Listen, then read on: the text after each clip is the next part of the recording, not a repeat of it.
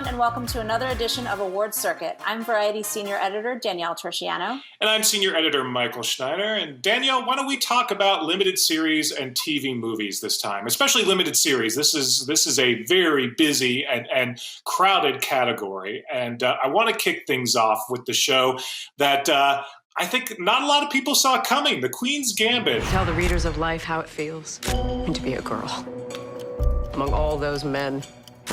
I don't mind it.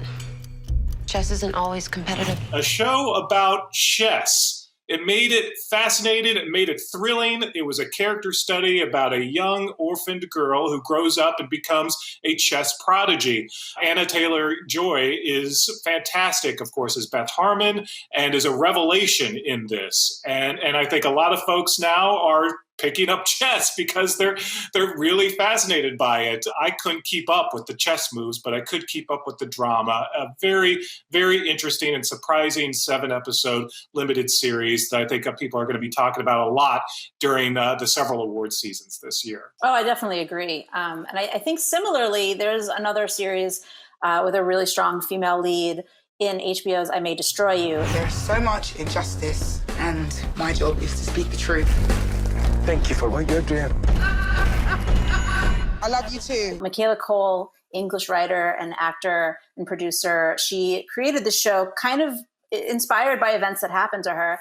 And she stars in it as well as a young writer who unfortunately is sexually assaulted in the premiere episode. And then the course of the series really is her coming to terms with what happened, trying to figure out what happened, realizing she may never fully know, and kind of learning to live and not let it define her as a woman, as a friend, as a writer. There are some really amazing moments in the show of processing those emotions. And we've seen these types of stories told before, but I feel like never really in this way. It was very deft, it was very stylized, and it was just very unique overall. What was interesting, too, until we knew that I May Destroy You was going in limited, we didn't know where it might end up. And category confusion is now a common thing in all award shows. And nothing says that more this year than Small Axe. As individuals, we have an impossible battle.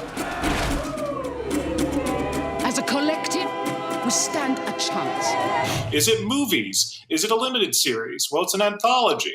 Where do all these go? Well, as the guilds and the various award shows figure that out, for now at least, it appears that Small Axe will end up in the limited and anthology categories, even though it is a collection of movies. And Steve McQueen, this may be a career high for him, and this is a career full of highs. All of these films are fantastic, from Lover's Rock to Mangrove, Red, White, and Blue. They've all gotten their own due in the sun at various film festivals, but collectively, they're also a real force to be reckoned with. And it'll be interesting to see how voters respond to this series of movies that also now can be considered a series. This category obviously includes both limited series and TV movie, but with the exception of Small Axe having movies within it, this category is dominated by the series. We have a lot of new ones that we've talked about, but one that I want to highlight as well is Mrs. America from FX on Hulu. Yesterday, the Equal Rights Amendment sailed through the Senate. If you're in favor of this fraudulent amendment, I don't think you have any business calling yourself a Republican. It did also get Emmy nominated, starring Cate Blanchett and also executive produced by Cate Blanchett as Phyllis Schlafly, and a number of amazing ensemble performers from Sarah Paulson to Tracy Ullman to Uzo Aduba, Rose Byrne, all portraying various women who were fighting for or against ratifying the Equal Rights Amendment Act in the 1970s and 1980s. And it's such a political show that is rooted in its time, but also is so timely because we're still talking about these things, decades later. And, the show streamed in the spring, but we're still talking about it months later. Most of those people are favorites of the HFPA voters. And it kind of just feels like a no-brainer that it's going to get some more recognition. Yeah, and speaking of awards bait, when you look at HBO's The Undoing, you've got Nicole Kidman, you've got Hugh Grant, and then, of course, you've got David E. Kelley and Suzanne Bier, who directed all the episodes. I had this idea of the perfect life, which I got from you and Mom. That's really all I wanted. Put it together and into this mystery that people were talking about, the brilliance of the good old-fashioned and week-to-week drop of episodes allowed people to talk about The Undoing for weeks on end as they tried to unravel the murder mystery at the core of this show, the relationship between Nicole Kidman's and Hugh Grant's characters. There was a lot to unravel, a lot to talk about. People are still talking about it even now, and that's why The Undoing definitely remains a contender in the limited series category as well. And there is another one that I wanted to highlight, Netflix's Unorthodox. Where I come from, there are many rules. My family just cares that I'm a good wife and mother. I had to get as far as possible for my community. It's kind of a rare feat. It's only 4 episodes, stars Israeli TV star Shira Haas, and comes from Anna Winger.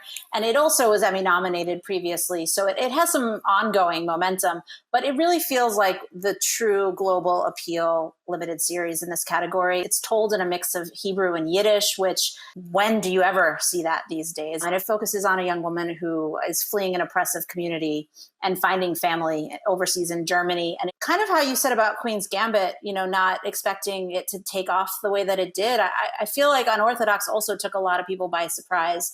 I think a lot of people maybe were resistant to the subtitles in the beginning and then realized this story is worth reading for. I will say if there is a group of voters that understand subtitles, it is the HFPA. I don't think foreign languages are really foreign to them or, something that they're unwilling to put themselves through. So it feels like this is another strong contender this year. You would say it's a not so unorthodox pick. I wouldn't, because I don't like to make puns. You can.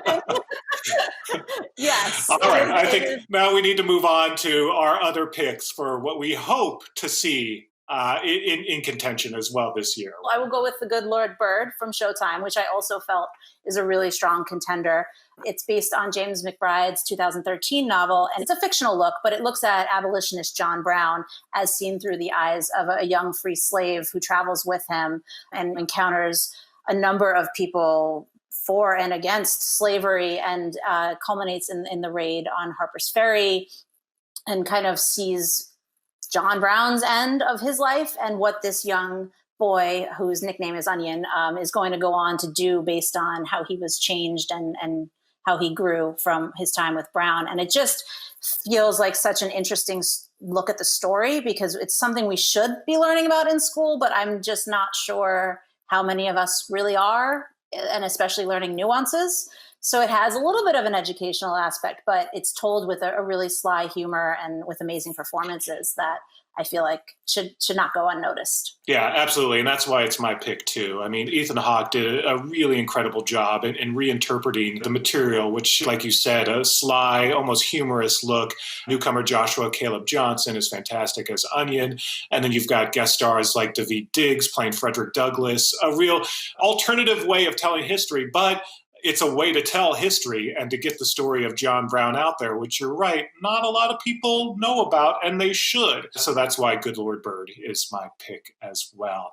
And that's it for this edition of Award Circuit. We'll see you next time. I'm Michael Schneider. And I'm Danielle Terciano. Thanks for watching.